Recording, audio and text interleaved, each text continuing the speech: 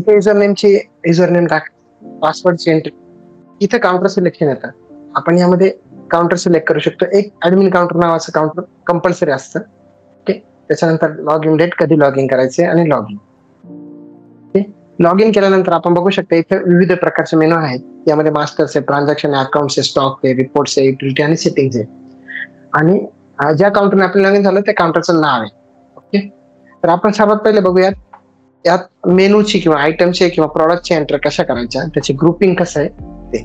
Item group master मध्ये गेले की आपण विविध प्रकारचे ग्रुप्स क्रिएट करू शकतो. म्हणजे डिटर्जंट असतील, ड्रायफ्रुट्स असतील, केक असतील, बेबी अँड किड्स असेल, किंवा मसाले असतील, गृह उद्योग असतील, किंवा ऑइल असेल, स्किन केअर असेल, व्हॉट एव्हर, असे सगळे आपण टी, टूथपेस्ट असे सगळे ग्रुप्स वेगवेगळे क्रिएट करू शकतो. सोपचा वेगळा ग्रुप क्रिएट करू शकतो. न्यू करतो मी तर सोपचा ग्रुप क्रिएट करतो. त्याच्यावरती ग्रुप वरती टॅक्सेशन 0 ठेवलं तरी चालेल, कारण आयटम वाईज टॅक्सेशन आपण ऍड करू शकतो. त्यानंतर इथे आयटम मास्टर, या आयटम मास्टर मध्ये गेल्यावरती आपल्याला खूपशे म्हणजे 90% आयटम आपण भरून दिलेले आहेत, रेडी आहेत. पण आपण त्याच्यामध्ये काही रेट चेंज वगैरे करायचे असतील तर करू शकतो, आणि बारकोड वगैरे चेंज करायचे असतील तर करू शकतो. ओके, माझ्याकडे इथे 3-4 प्रकारचे बारकोड्स इथं आहेत. आता आपण सर्च करून बघूयात की ते बारकोडच्या प्रॉडक्टची एंट्री झालेली आहे की नाही. सो मी आता कोलगेटचा बारकोड घेतलाय, मी इथं बारकोड वरती क्लिक केलं आणि कोलगेटचा बारकोड माझ्या हातात आहे. माझ्या गन समोर ठरला की तो बारकोड इथे रीड होतो आणि तो प्रॉडक्ट असेल तर दिसतो. ओके, त्याच प्रकारे माझ्याकडे फेविक्विकचा बारकोड आहे, तो मी तो स्कॅन, तो प्रॉडक्ट सर्च झाला. रामबंधू मसाल्याचा बारकोड माझ्याकडे आहे, तो मी तो स्कॅन केला, तो आला. ओके, त्यानंतर पॉन्ड्स पावडरचा बारकोड आहे, तो आला. त्याच्यानंतर माझ्याकडे सायकल अगरबत्तीचा एक बारकोड आहे, तो मी स्कॅन केला तर ते आले. ओके, अशा प्रकारे आता नवीन प्रॉडक्ट करायचं आपण न्यू करून इथे नवीन प्रॉडक्ट क्रिएट करू शकतो. त्याच्यामध्ये HSN कोड, आयटमचं नाव, मराठीतलं नाव, बारकोड, आयटम ग्रुप म्हणजे कुठल्या कॅटेगरीमध्ये टाकायचं आहे, किती पर्सेंटेज टॅक्स त्याच्यावर अप्लाय करायचा आहे, युनिट त्याला कोणतं द्यायचं आहे, त्याच्यानंतर किती क्वांटिटी आता एंट्री करताना शिल्लक आहे ती क्वांटिटी, MRP किती आहे, त्याच्यावर काही डिस्काउंट द्यायचा का, तेवढं डिस्काउंट पर्सेंटेज मध्ये आपण देऊ, तेवढ्या पर्सेंटेज नुसार इथे डिस्काउंट आणि सेल्स रेट ऑटोमॅटिक येतो.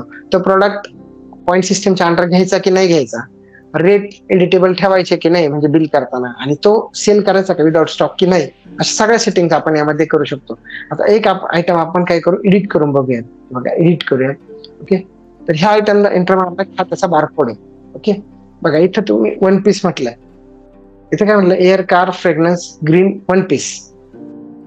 ओके, एंटर मारला की मराठीमध्ये चालू होतं, सो आपण तिथे मराठीमध्ये टाकू शकतो. त्यानंतर एंटर मारला की बारकोड वरती, नंतर आयटम ग्रुप, आणि त्याच्यावरती जर टॅक्स वगैरे काही कॅल्क्युलेट करायचं असेल तर टॅक्सेशन पण आपण त्याच्यावरती लावू शकतो. ओके, डिस्काउंट काही द्यायचं असेल तर डिस्काउंट आपण देऊ शकतो. ओके, त्याच्यानंतर या सगळ्या गोष्टी आणि अशा प्रकारे हा प्रॉडक्ट सेव्ह होतो.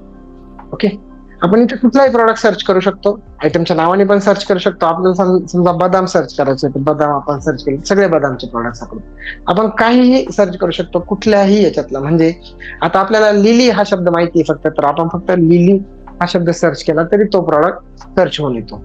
ओके, त्यानंतर आपण याच्यामध्ये आयटम अपडेशन मास्टर म्हणून एक केलाय की ज्याच्यामध्ये आपण रिऑर्डर, बारकोड, परचेस सगळं वन टाइम आपण प्रत्येक प्रॉडक्टचे इथे सेट करू शकतो. सेल्स रेट, स्टॉक काय असेल ते, आणि अपडेट आयटम म्हटलं की वन टाइम सगळं आयटम सेव्ह होतो.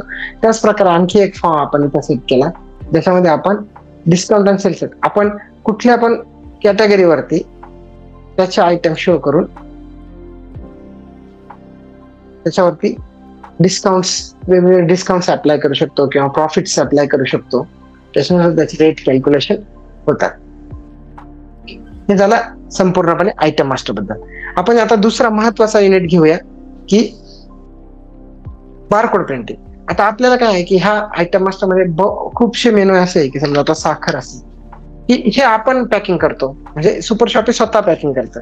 त्या केसमध्ये त्याच्यावरती बारकोड नसतो, ते बारकोड प्रिंट करण्याची आपल्याला गरज असते. तर ते करण्यासाठी आपण ट्रान्झॅक्शन मध्ये बारकोड प्रिंटिंग नावाचा ऑप्शन ठेवलाय.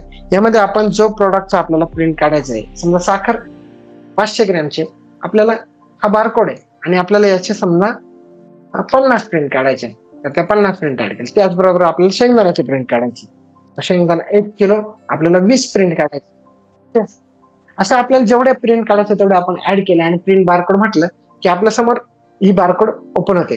आता बघा, हे आपण टोटल 70 प्रिंट बघा. इथं आपल्याला एक एक एक एक एक मागे येता येतो.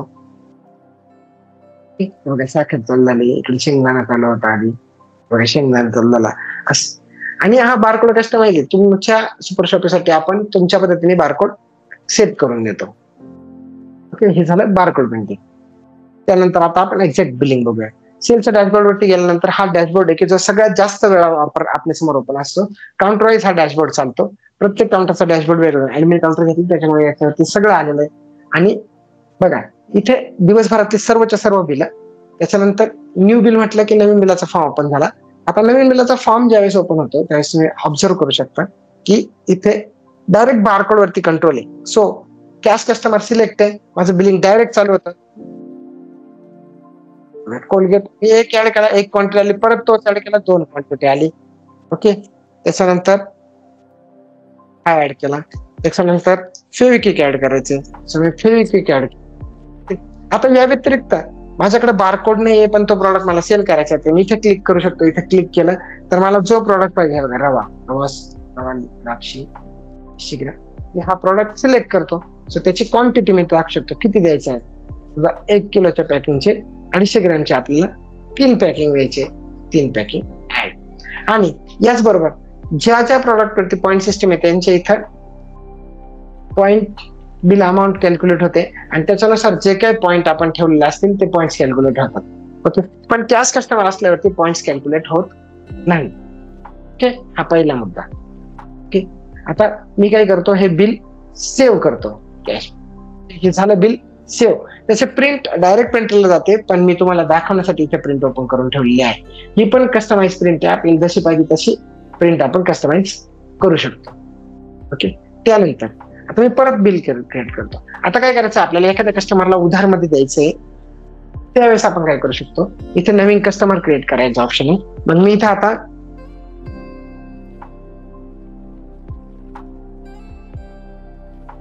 कस्टमर क्रिएट करतो.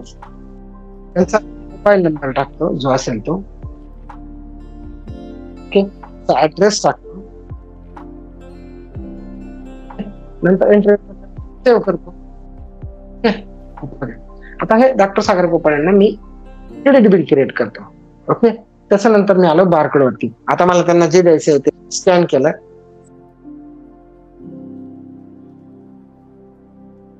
हे बारकोडने स्कॅन आले. माझ्या हातामध्ये बारकोड्स आहेत. ओके,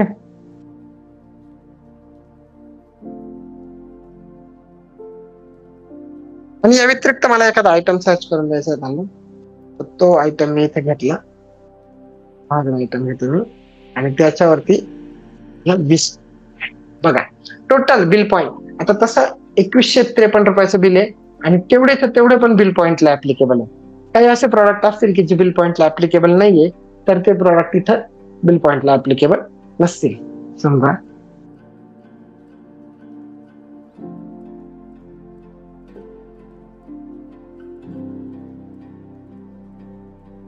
₹55 कॉस्ट आहे, 20 ने ऍड करतो. बिल पॉइंटला आहेत म्हणून ते बिल पॉइंटला ऍड झाले. आता बघा हे 110 किंवा 120 ला पॉइंट असणार आहे, त्यामुळे हा 32 पॉइंट कॅल्क्युलेट केले त्यांनी. ओके, किंवा 100 ला 1 पॉइंट असेल तर वरचे 53 रुपयाला पॉइंट कॅल्क्युलेट केला नाही. असे 32 पॉइंट बिल पॉइंट यांना इथे भेटलेले आहेत.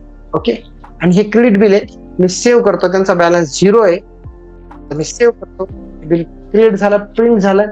आता यानंतर नेक्स्ट टाइम ज्यावेळेस परत बिल करतोय मी कधीतरी नंतर, तेव्हा माझ्याकडे सेम कस्टमर आले तर मी त्यांचं नाव घेतल्यावर त्यांचं बाकी मला आधी दिसते. बरोबर, त्याच प्रकारे मला त्यांना जे काही करायचं त्याची क्वांटिटी मी टाकली, ऍड केलं.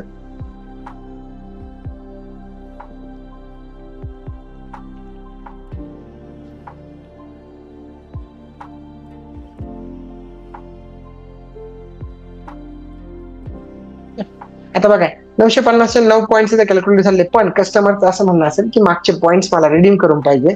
त्या केसमध्ये आपण रिडीम पॉईंट्स वरती गेलो, त्यांचे इथून मागचे पॉईंट्स दाखवतं, त्यातले आपल्याला जेवढे रिडीम करायचे तेवढे पॉईंट्स आपण रिडीम करू शकतो.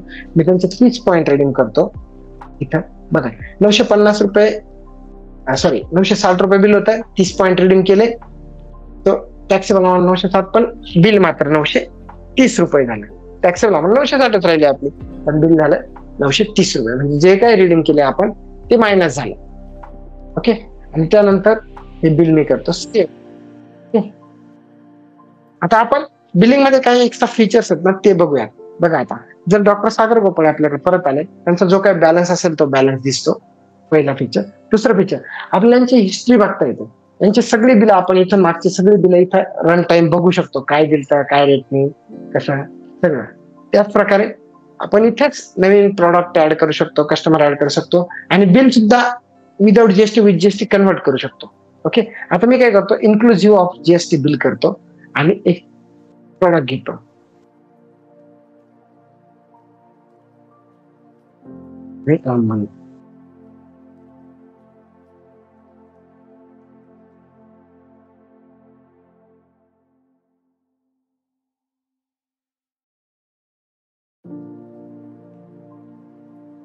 आपण सगळं विदाउट जीएसटी मध्ये आयटम टाकले, त्याच्यामुळे टॅक्सचे कॅल्क्युलेशन इकडे आले नाही.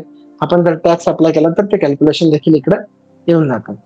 ओके, अशा प्रकारचे एक्स्ट्रा फीचर्स पण आपल्याकडे अवेलेबल आहेत. ओके, आता बघा, हे झालं बिलिंग दिवसभरातलं, बरोबर. मला एखाद्या कस्टमरचं इथून मागचे सगळे बिल बघायचे, तर मला त्याचे नाव केलं, सर्च केलं की बिल बघता येईल. डेट वाईज बिल बघायचे तर डेट वाईज बिल देखील मी बघू शकतो. ओके, त्यानंतर आता आउटस्टँडिंग वरती गेलो तर मला आउटस्टँडिंग देखील बघता येते, कुणाची ही सप्लायची आउटस्टँडिंग, ही कस्टमरची आउटस्टँडिंग, कुठल्या कस्टमर कडून किती घेणं बाकी आहे, कसं घेणं बाकी आहे, त्याच्यावर क्लिक केलं की त्याचा लेझर रिपोर्ट देखील प्रिंट होतो. प्रिंट म्हटलं की तो रिपोर्ट सुद्धा प्रिंटेबल फॉर्मॅट मध्ये आपण एक्सपोर्ट करून कस्टमरला पीडीएफ पण याची पाठवू शकतो. ओके, त्याच प्रकारे लेझर रिपोर्ट मध्ये गेलो आणि आपण त्यांचं टाकलं ना, शो केलं, तर त्यांचं डिटेल मध्ये कोणतं बिल झालंय, त्याच्या अगेन्स्ट कुठं पैसे आले, काय आलंय, सगळं डिटेल आपली डिस्प्ले होतं.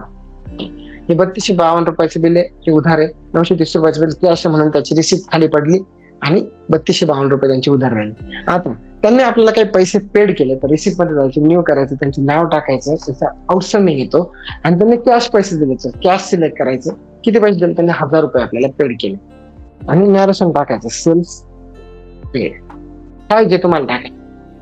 याचं देखील कस्टमाइज प्रिंट होतं. इथे जे डिटेल्स दिसतात ते आमच्या नावाचे दिसतात, कंपनीच्या, ते कस्टमरच्या नावाचे कस्टमर साईडला येऊन जातात. ओके, त्यानंतर आउटस्टँडिंग मध्ये गेलो, त्यांची आउटस्टँडिंग 3200 वरून 2200 रुपये आउटस्टँडिंग झाली. लेझर रिपोर्टला गेलो, शो केलं, बघा 900, ही त्यांची 1000 रुपयाची एंट्री पडली, 2252 रुपये आउटस्टँडिंग. हे झालं सेल्सच्या बाबतीत. आता हे सोडून आपल्याला रिपोर्ट फॉर्मॅट खूप महत्वाचे आहेत. रिपोर्ट्स मध्ये गेलो आपण, सेल्स स्टेटमेंट मध्ये बिल नंबर व्हायचा, आज दिवसभरातले सर्वच्या सर्व बिल इथे डिस्प्ले होतात, हा एक रिपोर्ट. त्यानंतर दुसरा महत्वाचा काउंटर वाईज बिल, आपल्याकडे जे जे काउंटर आहेत त्या प्रत्येक काउंटरनुसार आपण सिलेक्ट केलं, शो केलं, त्याचं बिलिंग आपल्याला इथं बघता येईल. ओके, सो एवढा गल्ला त्या काउंटर कडून मोजून घेतली कॅश की आपलं हिशोब कम्प्लीट होतो. ओके, त्याच प्रकारे आपण आणखी बघू शकतो आयटम वाईज सेल रिपोर्ट, ज्याच्यामध्ये आपण आज दिवसभरामध्ये कुठला आयटम किती सेल केला हे सगळे रिपोर्ट आपण बघू शकतो. रिपोर्ट मध्ये काउंटरमध्ये पण आयटम आहेत, आपण कुठल्या काउंटरवरून कुठला आयटम सेल केला ते पण आपण सगळं बघू शकतो. जीएसटीचे रिपोर्ट आहे, प्रॉफिट अँड लॉस स्टेटमेंट, अशा सर्व रिपोर्ट यामध्ये आहे. त्याचबरोबर आता आपण दुसरा लास्ट आणि महत्वाचा पॉईंट स्टॉक कडे जाऊया. बघा, स्टॉक स्टेटमेंटला गेलो आपण आणि शो केला, तर जो काही स्टॉक ओपनिंग होता तो ओपनिंग स्टॉक, काही सेल केला असेल तर सेल, हे बघा इथं कंफर्ट मॉनिटर 80 होते, 100 सेल केले म्हणून हा -20 दाखवतोय. त्याचा अर्थ काय की आपण परचेस मारला नाही किंवा स्टॉक मेंटेन केलेला नाही, आपण स्टॉक न मेंटेन करता डायरेक्ट सेल करतो. आपण एक्स्ट्रा फक्त फीचर्स काय काढून देतो की हे बेसन पीठ लूज 1 kg, ह्याच्या 90 क्वांटिटी आपल्याकडे शिल्लक आहे, त्याचा सेल्स रेट 99 क्वांटिटी शिल्लक आहे, सेल्स रेट 90 रुपये, सो आपल्याकडे टोटल 8,910 रुपयाचा स्टॉक शिल्लक आहे सेल व्हॅल्यू. आणि जर परचेस रेट आपण टाकले असेल तर परचेस व्हॅल्युएशन देखील इथे येतं. थोडक्यात आपल्या दुकानामध्ये कितीचा माल शिल्लक आहे आणि विकल्यानंतर किती पैसे होतील असं कॅल्क्युलेशन करून आपल्याला रिपोर्ट भेटतो स्टॉक स्टेटमेंट. त्याचबरोबर आता लास्ट आणि महत्वाचा परचेस हा पॉईंट आपण बघूया. ओके, इथे ट्रान्झॅक्शन मध्ये परचेस वरती गेलो आपण की हा परचेसचा डॅशबोर्ड आहे. इथे न्यू परचेस आपण म्हटलो, जी पार्टी आपल्याला सिलेक्ट करायची ती पार्टी, त्याच्यानंतर त्या पार्टीचा बिल नंबर, जो काही बिल नंबर असेल तो बिल नंबर आलो आपण शेंगदाणा जर त्याच्याकडे सर्च केलं सर्च केलं की आपल्याला सर्च येऊन जाईल.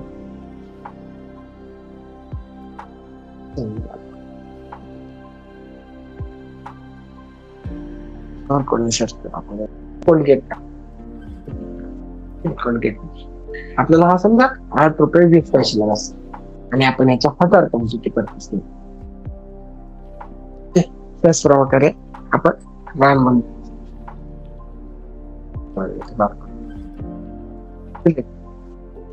आता हा 20 रुपयाचा मसाला आपल्याला 8 रुपये 36 पैशाला असला किंवा 16 रुपये 36 पैसे आणि याच्या आपण 20 क्वांटिटी असेल.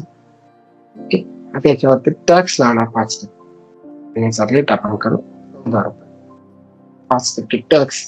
सो हे इन्क्लुसिव्ह मध्ये जर आपण कन्व्हर्ट केलं तर बघा टॅक्स कॅल्क्युलेशन झालं.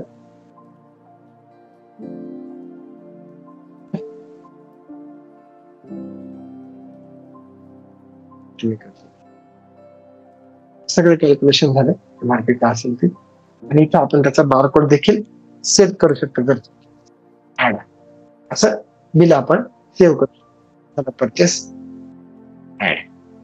ओके, आणि बाकी खूप सारे याच्यामध्ये फीचर्स आहेत, खूप सारे रिपोर्ट्स आहेत, अकाउंटिंगचे फंक्शन्स आहेत, ट्रान्झॅक्शन मध्ये डिलिव्हरी चलन, बारकोड प्रिंटिंग, कोटेशन डॅशबोर्ड, असं सर्व काही फीचर्स आहेत. कस्टमर सप्लायर आपण सगळं ऍड करू शकतो, सगळं आपण बघू शकतो एका जागी. असं हे खूप उत्कृष्ट आणि सोपं सॉफ्टवेअर तुमच्यासाठी आम्ही घेऊन आलो सोल सतन पटेल प्रायव्हेट लिमिटेड करून. के बसा